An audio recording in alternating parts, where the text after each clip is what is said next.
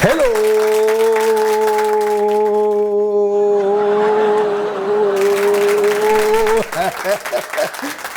I've cut it short too. I can do it for 3 minutes non-stop. One day I'll show you.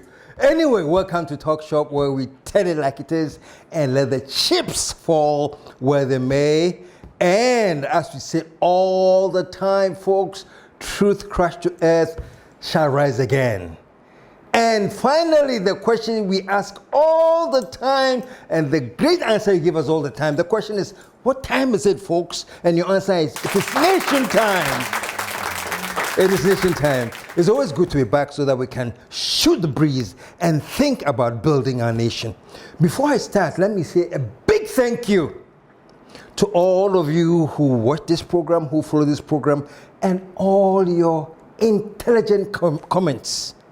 Well, let me say this, when you receive over 200 comments, each single one of them is intelligent commenter. Charlie, show some love to yourselves. I'm telling you, I take my time and I go through the comments one by one. Over 200. Obia Kenya Sasem. No, it makes me very, very happy, number one, to realize that there are people there who are intent on building this nation. They have a passion that we must get something right in this nation. That alone gives me great satisfaction to know that there's this amount of people out there. In the beginning, there were many people that didn't understand the program. They came in with their partisan crap and all these little things to distract, but we kept the focus. We say, Charlie, yeah, we do politics, but we don't do partisan politics. And we talk about what is right and what we need to talk about.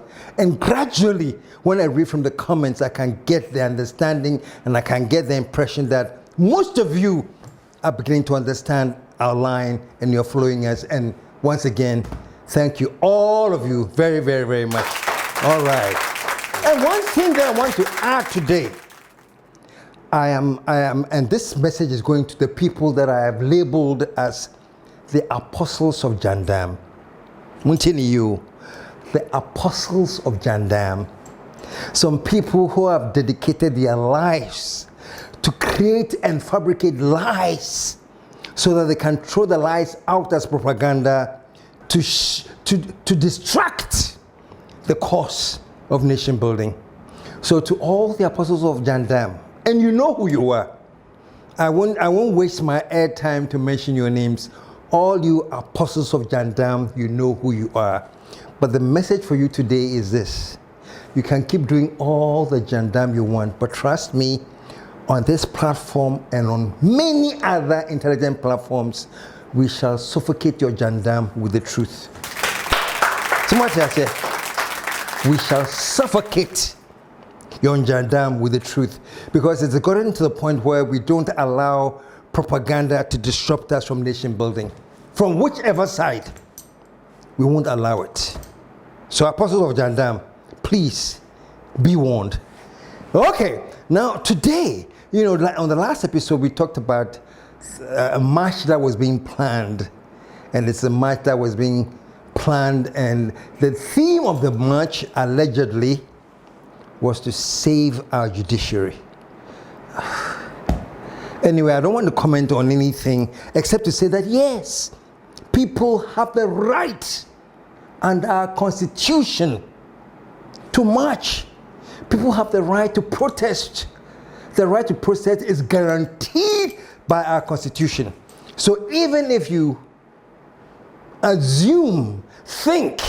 decide that, our judiciary is sinking and something bad is happening to our judiciary, so let us all march to save the judiciary. It is your right. You have the right to march to save the judiciary, And it happened. And thank God, because we have the constitution, because we have democracy, you marched to save the judiciary, and peacefully, no one was arrested. I remember the last march before this under another regime when they said that Galamsey is destroying Ghana. Galamsey is killing our children. Galamsey is affecting our very lifestyles. Galamsey is destroying our water bodies.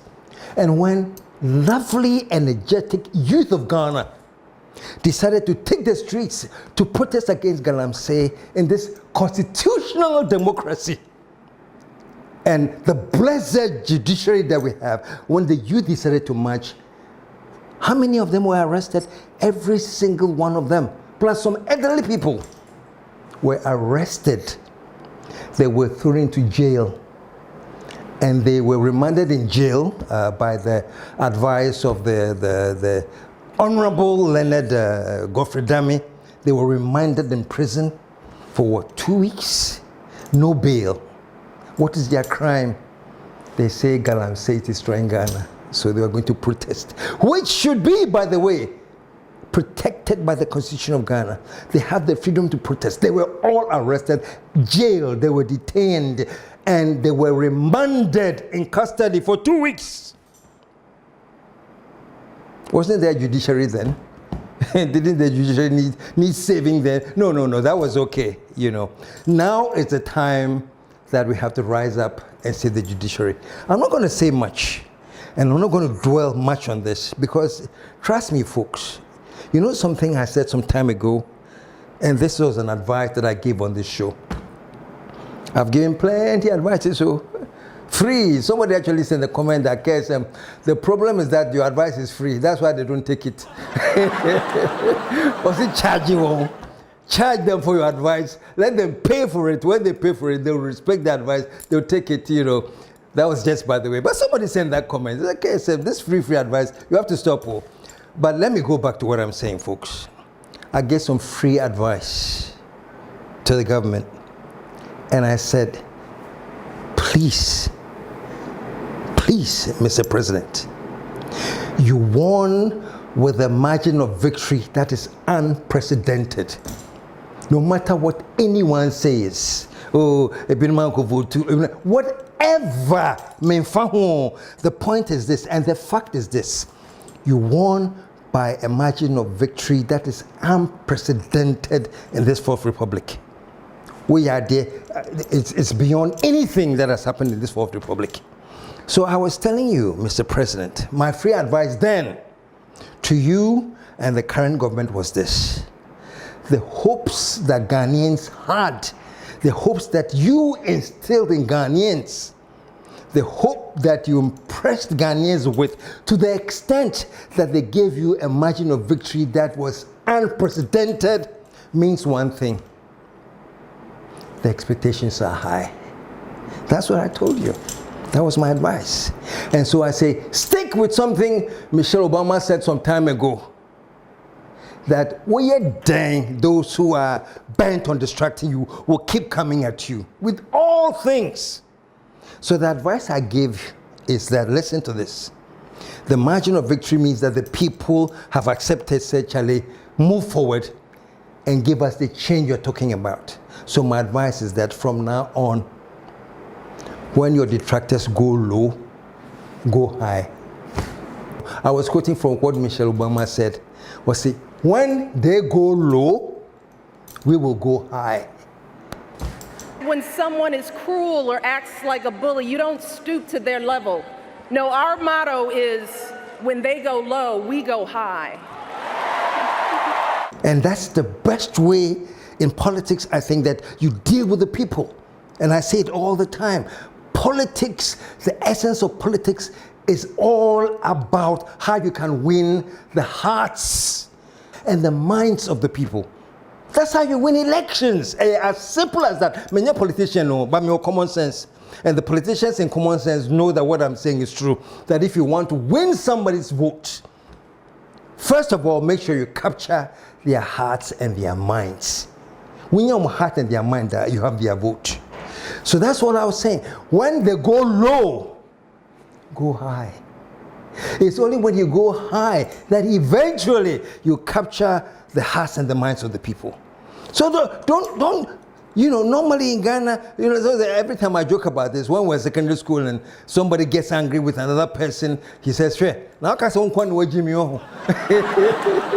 Make sure say Jimmy, which means that but you think you're the only stupid person. I'll show you that I'm more stupid. So normally that's what happens, you know. When people go low, we want to show them, say, hey, me, I can go lower. That's how we were doing our politics in Ghana. When you go low, I'll prove to you that I can go lower. But I was advising, man, say, President Mahama, the energy that you have captivated and where you're going, be very, very, very careful. When your detractors decide to go low, you go high. Why am I talking about all these plenty things? You know, the reason I'm saying this is that for a reason, I get the feeling that is the focus that this country is on, you know, because people have gone low, but Mr. Mahama, you have chosen to stay high. Keep it that way. Look, one thing that has impressed many people, and let me say a special thank you to Honorable Atto Forson. He's with finance.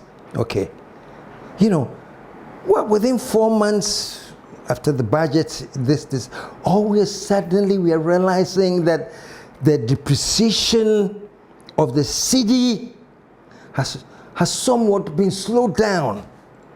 Folks, let me tell you a very funny story. A friend of mine came from the US, came with plenty dollars. He said that Ghana, the thing has reached 16, 17. So he came with plenty dollars, you know, he was going to come and change it, no blow time, you know. And then he comes, hey, KSM, Charlie, I'm happy for Ghana, but I'm sorry for me. I said, I'm happy for Ghana because, Charlie, when I went to change, the thing had reached 13 something. Oh, I had budgeted everything. Whatever the budget he had, I think he says he has lost over 70,000 cedis at the exchange rate. So, folks, let me say this. That is what I call going high, quietly. And my only concern is that, yes, let's stick to this and keep going high.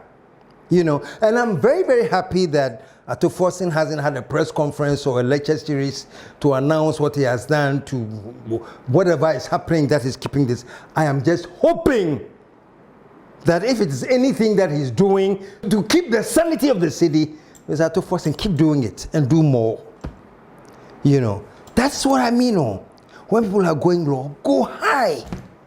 You know, in the midst of, let's go and do a demonstration, and the judiciary is being destroyed, blah, blah, blah, all kinds of things.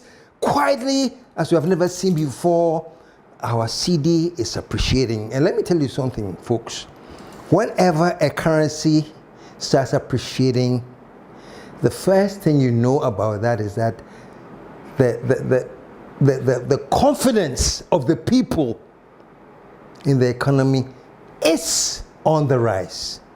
That's what happens. So when people start getting a little bit of confidence that maybe changes are happening and we are going in the right direction, that psychologically has an impact on the currency. So me, I'm just saying, please, let's keep going, go high. Because Atto Forson, if it's something that you are doing that is creating that or allowing that to happen, then stay the focus. Please. When they go low, you go high. That's the only way we'll build this nation. We want a nation that is well built, that will stand tall on this continent, such as Ghana and you. You know, I always say this, that it is not how great you start to, it's how you end. No matter how great your starting is, if your ending flops, that's what you're remembered by, you know? So Ghana started great, man. And that's it. Hey, Kwame Nkrumah, hey, Kwame Nkrumah, first down, first this, first that, first. We started great, but where are we now? We have sunk to the depths of bankruptcy and poverty, and it is so sad, but that's where we are now. But here's the thing. It is not where we are now. It is where we will end. It's not how great you start that counts. It counts a lot. But what really counts is how you end, because you are always remembered with how you end. So I beg you, The only way you can end right is to keep the focus, and when they go low, please, you go high. We have a nation to build. And I can't help talk but give examples. I met somebody just last night, and we're discussing, he happened also to have had prostate cancer, you know. Somehow I ended up in the US for my surgery and other things. He did his in Kolebu, and he was telling me about the surgical procedure he went through. I told him at some point I went through radiation, 33 episodes of radiation. He said, oh, I didn't have to go through radiation. Oh, do you know I think it's Dr. Mensah at the Center of Excellence for Prostate Cancer at Kolebu. He implanted in my groin 7 small metals. Implanted. He says there were over 69 that he implanted. And those are there, and that is how he's being radiated. And he says his PSA level is coming down. You see, wow, Ukolebu. Yes, Ukolebu. Yes, in Ghana. Yes, by a Ghanaian doctor. Yes, and it's excellence. So folks, this is all I talk about too. We have the people, we have the capacity to build Ghana into something that it is beyond all our imagination. As we speak now, any great hospital you go to in Germany, in the US, in Canada, wherever you look at, there are some outstanding Ghanaian doctors who are practicing there and excelling. And you know the great thing about it? It's not like they were Ghanaian doctors who were born there and they grew up there and they went to university there, blah, blah, blah, blah. No. Most of them were trained at the University of Ghana Medical School. I want you to start getting a sense of what we have as a nation. Most of them, yes, their initial training was at the University of Ghana Medical School. And they have migrated for whatever reason. But here's the thing, look, don't we always say that Mayo Clinic is like the leading hospital in the world? Mayo Clinic. I know one guy, Dr. Louis Roberts. He was my mate at Tech, Oko Legon, University of Ghana. He is heading one of the biggest departments at Mayo Clinic of Ghana. So folks, all I say is this, when we come here and Ghana, let's build the nation, let's build the nation, it's nation time. It's because we know that if we put the competent leadership in place that will chart the course and find the competent driver to drive or steer the ship, trust me, Ghana will excel to a point that it's going to be beyond our imagination. Let me catch them. So that's why I'm so happy when I'm talking. I mentioned the youth, the millennials. I'm happy that your thinking is changing. I'm happy that your focus is changing. I'm happy that you are not following the nasty legacy that some of us left you about everything being partisan and being sycophants and being fool soldiers. But you are charting a new course, and I really commend you and ask you, keep that course, man. Because the country that you belong in, or the way you're coming from, and your country, the potential, the only problem we have had is how we can build the structures that will support the kinds of things we need to do. That will take a while. So folks, when President Mahama said, Chalemi, I want to reset the country. Today should mark the beginning of a new opportunity. An opportunity for us to make a difference in our governance and our economic management. We shall reset our dear nation, Ghana. We shall reset our dear nation, Ghana. And I sat right here and I continued to sit here and said, yes, if that is what you're going to do, dear, whatever I can do, I will back you. So this program, whatever we talk about, is about nation building, and it's how we reset to build our country. Because if we choose to, it will be amazing. Maybe most of you don't know, But the World Health Organization has certain countries that are on top of their line when it comes to health and things. Do you know that the whole of West Africa, if there's anything negative, and we pray not, but if anything negative happens and whatever happens, and we need to evacuate people on medical reasons, the country that has been selected that people will be evacuated to is Ghana. I don't think many of you know this. Go and check your Ghana has been selected as the point. If there should be anything, God forbid, but if there should be, Ghana has been selected. No, Patrick, I'm saying all of this for you to know, say, we have something. We have something. What we have suffered from is bad leadership. You know, and no direction and no charting of the course. So me, I say, if Mahama has come and he says, I want to chart a new course for Ghana. He didn't put it by saying, I want to chart a new course for Ghana, or say, I want to reset the country. Today, inspired by the Almighty God and propelled by the massive mandate given to me by the good people of Ghana, I am moved to make a similar purposeful and bold declaration that I, John Dramani Mahama, I will fix the economic crisis confronting our country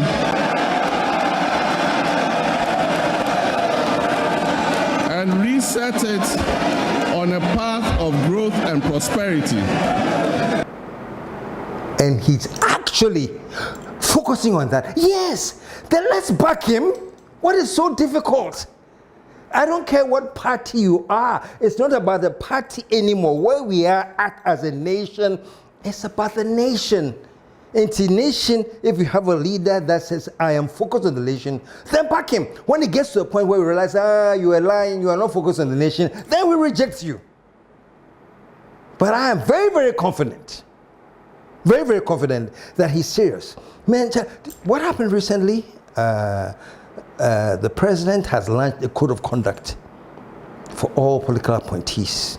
In my 120-day social contract with the people of Ghana, I pledged to restore discipline, integrity, and accountability into our governance. Today, we're taking an important step towards fulfilling that promise with the official launch of the Code of Conduct for political appointees. This code represents a bold declaration of the standards we must uphold as servants of the public. It reflects our commitment to build a government that is ethical, responsive, and worthy of the people's trust. Let me be clear, this document is not a ceremonial one. It is a living and enforceable framework that outlines what is expected of every individual appointed under this administration.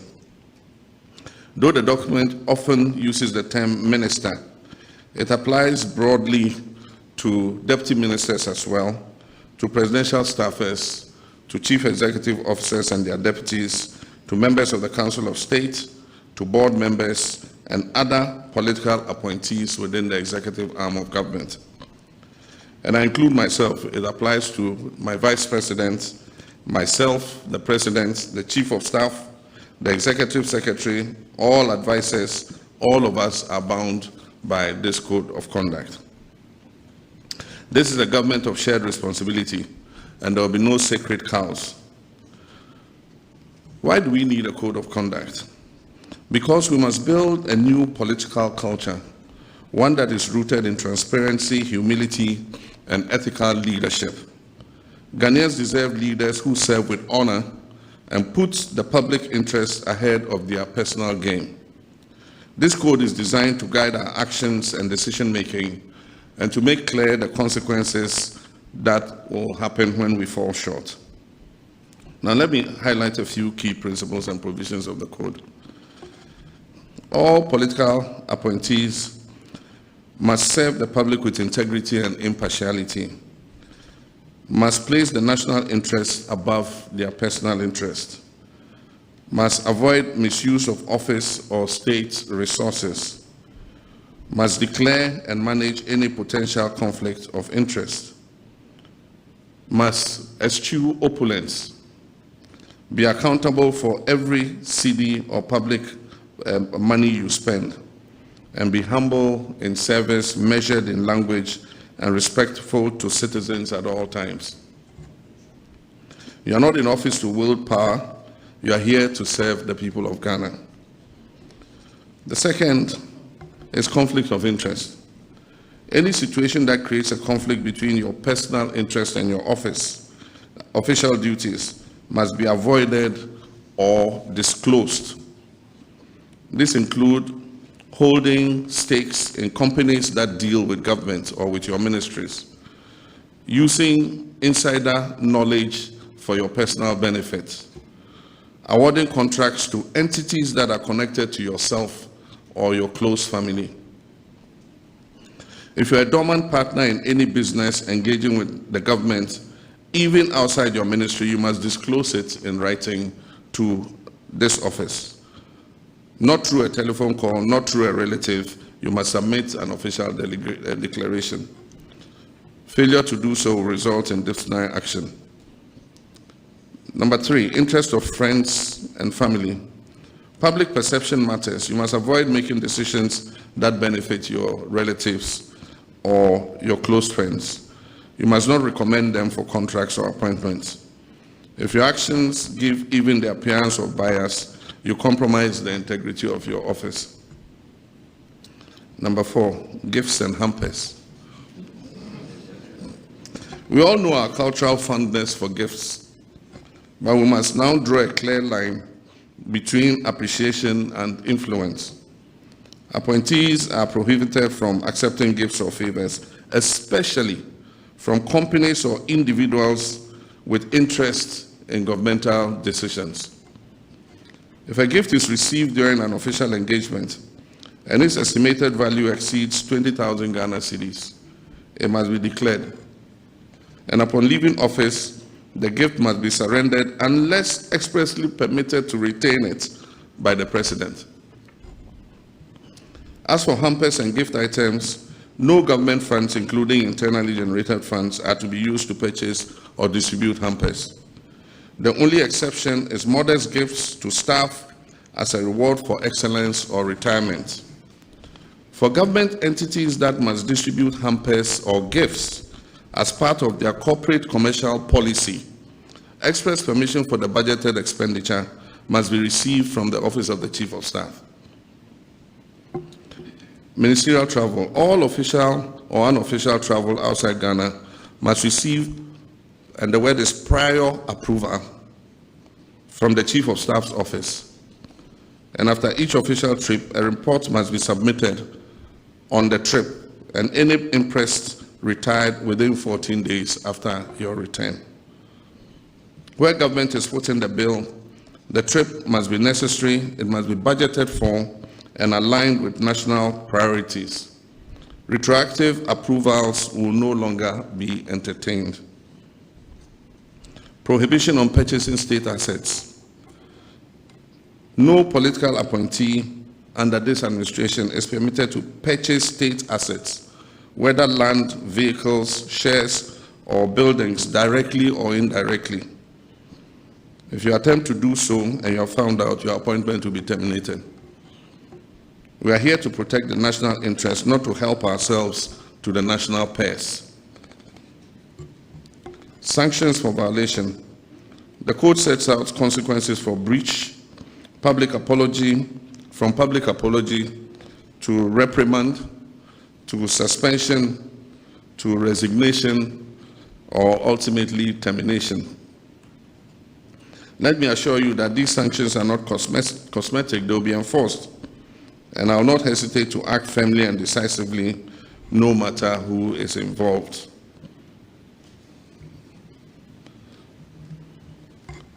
Kindly do not put me in a position where I have to make that drastic choice.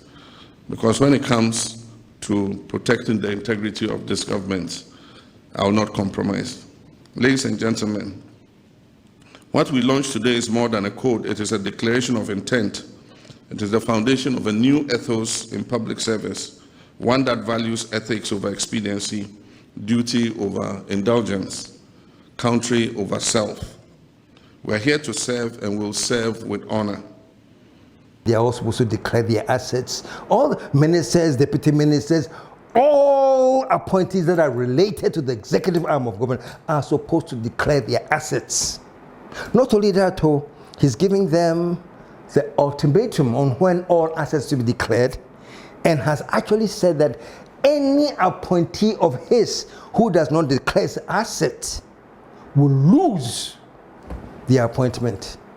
On the 18th February 2025, I set a deadline of 31st March 2025 for all appointees who are taking office or being nominated at the time to declare their assets. An update provided by the Auditor General to my office indicates that some of you failed to meet that deadline. For all those who are appointed or nominated before 31st March 2025 and failed to meet the deadline, you are to forfeit 3 months of salary to be donated to the Ghana Medical Trust Fund, named after me, Mahama Cares. In addition to 1 month's salary that I've asked all appointees to donate to the Mahama Cares Trust Fund. So it means that those who omitted to declare assets by the date, you are paying 4 months' salary to Mahama Cares. However, if by close of day Wednesday, 7th May 2025, any of you still fails to declare your assets, count yourself automatically dismissed. That's what I want to see. Not just talk. Wakao. So you just imagine that a month down the line, 2 months down the line, we come up with a list of several people who are appointees of the president who have not declared their assets. What are we going to do? Hey, but didn't we say this? So we know that there's an agenda in motion. And once the agenda in motion has been made public, then it is up to you and I not to be, what's the favorite word? Not to be spectators, but to be citizens. And be able to tell Mr. President, tell you gave your appointees this deadline to declare the assets. Mr. President, we are not spectators, we are citizens. They haven't declared it. What do we do? And he has said, if you don't, you lose your appointment. Folks, the agenda has been set. The resetting is in motion. And one thing he said in his speech, he said, that is the law.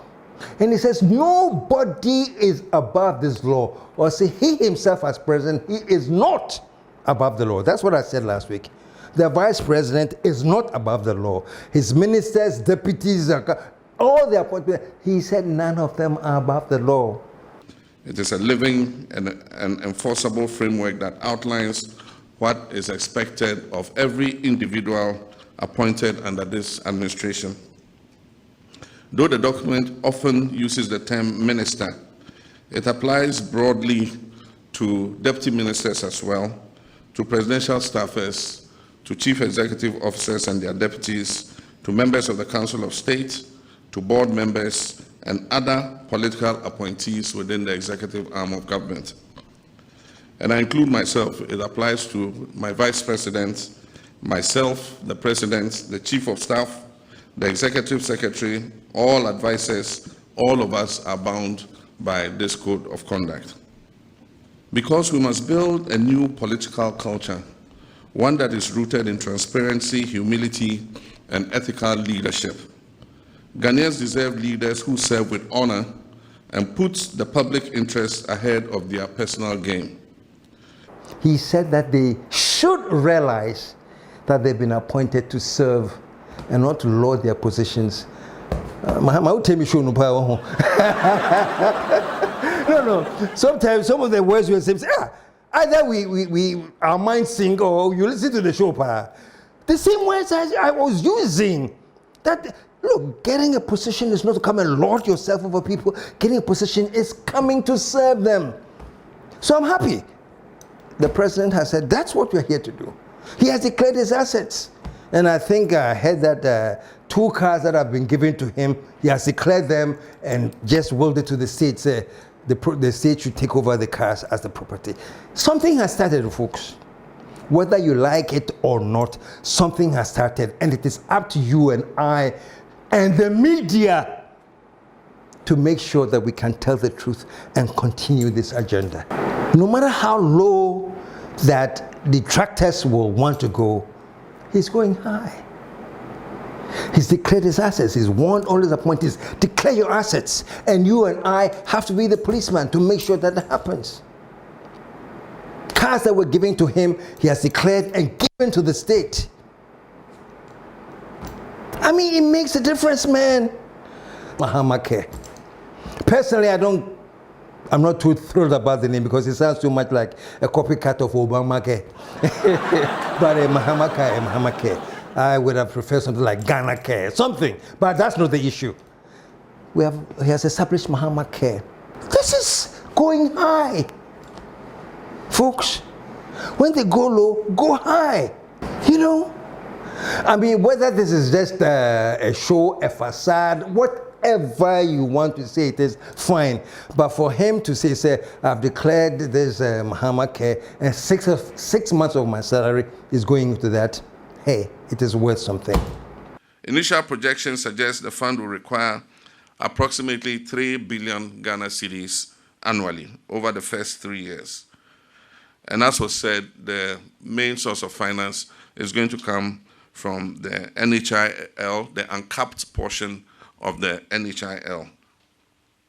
It will also include direct budgetary support from government, voluntary contributions from corporates, institutions, and individuals. I've pledged half a year, 6 months of my salary to Mahama Cares. I'm not yet being paid. They say Accountant General is still doing something. But whenever Accountant General finishes, 6 months of whatever I'm entitled to will go into Mahama Cares. When they go low, go high. And that's it, you know. I mean, I was happy to hear Okudzeto Ablakwa saying that finally the passports have chips embedded in them. And they are heading towards the focus or the course where passports can be applied for and received within a week. Folks, when they go low, go high. Going to demonstrate that we are ready for the first ever mass rollout of the chip embedded passports, and that we are also ready for the comprehensive progressive reforms that we have outlined. And to demonstrate that we are ready, everybody here willing, including our friends in the media, the bloggers, all of you are entitled to the new chip embedded passports. We are doing it as a full package together with our reforms. So let's itemize these reforms. There are 6, and I'll ask you to come along with me. So the first reform, obviously, is to switch from the current biometric passports to chip embedded passports. Number 2, we are commencing 24-hour operations here at the passport head office from today. Number 3, today we are starting with direct passport delivery at your convenience through courier service. And this is the first time Ghana is doing that. Reform number 4, we are also activating immediately an e-tracking system to allow all passports applications to be tracked by the end user. As soon as you commence your passport application process, you can track all the way. Reform number 5, we are pledging today that we will deliver your passport under 15 days. From today, the 28th of April 2025, it should not take more than 15 days for ordinary applications. And for expedited applications where you pay a little more, you are guaranteed delivery under 5 days. That is a pledge we are making to you. And that's the way you win the hearts and the minds of people. Folks, you know, the attention of where the nation should be, the focus of where the nation should be, and whether we like it or not, the media is the one that transports this. Wherever the focus of the media is, that's where the people talk about.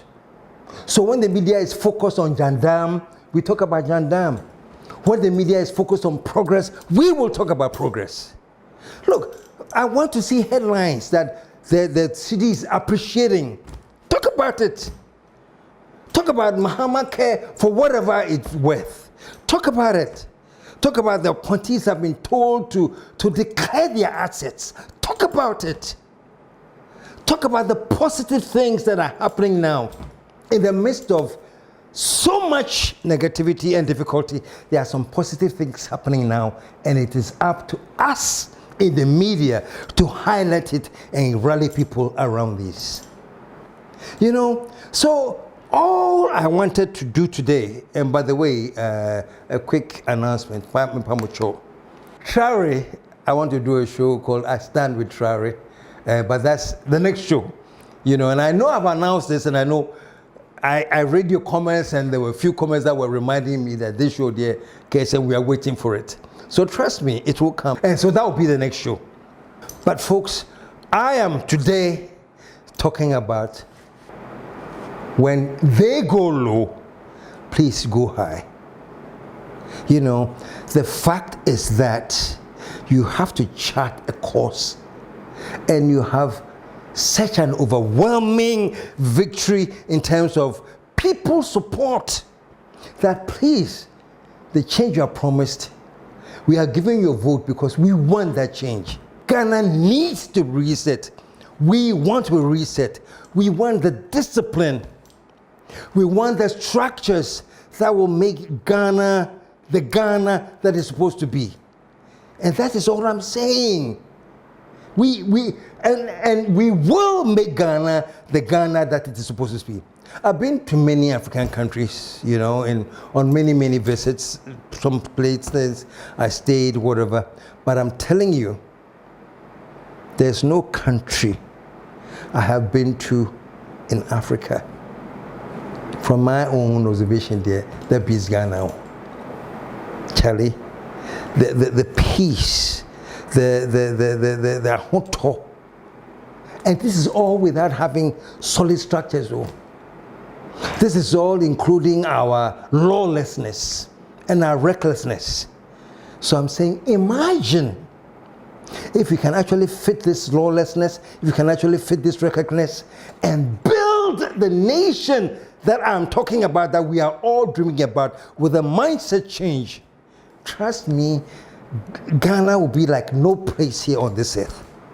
So maybe all I'll say is this: President Mahama, if you have come and you are dedicating to charting this course, I'll tell you, people like me will support the cause with everything we've got. Folks, everything we've got to. So on this show, as long as I sit here with my able producer and my lieutenants who are all a part of this great team to help in the resetting of the nation, trust me, we won't stop today, we won't stop tomorrow. We are so determined. That's why we have even sent a message to the apostles of JANDAM. Say, aye, folks, enough is enough. Whether you are apostle of JANDAM, you are in the media, whether you are a politician, whether you are an entertainer, whoever you are, once your aim is that you are interested in derailing our trajectory of national development, if you are interested in derailing our drive to build this nation, then trust me, we are also here. And like I said, we shall suffocate you with the truth. Oh, I am ready. Just so that things don't progress. All this, I'm saying this, and I'm calling on all you MPP people that wore red and black, say the judiciary has, what was the word? We have to save the judiciary and all of that. You makanyati. Now, after having said that, come and join in the line and let's back this country to succeed. Not with emotional things that are just there to show that we too we still have power. Charlie, you tried, you know, you try. Baby, I got no. Our attention and our focus should be on one thing. It's something that General Akia Champon, who was overthrown and killed, okay, but actually, it makes so much sense that I'll end on something he said today and invite all Ghanaians. We MPP, we Prez Mahama, Semu, whatever, that's your problem. But we are Ghana Media. I'm inviting all of you to listen to what General Kutua Champon said some time ago. He said, Ghana is one nation, one people, one destiny. Yeah. Kutua, yeah, that's it. I mean, you were killed and you are no longer with us, but those words still resonate today. One people, one nation, one destiny. If this ship sinks, there's no part that to say the ship has sunk, but the NDC people didn't sink because they were in power. No, the NDC people will go down in the sunken ship. If it sinks, MPP will go down in the sunken ship. There's no thing like, oh, there was the MPP in power, so when they sink, they won't sink. So this ship, when it sinks, all of us will sink. But let's stop talking about the negative thing about if it sinks, because it will not sink. So let me end on this note, that whatever we do, we won't sink, and this country shall rise again.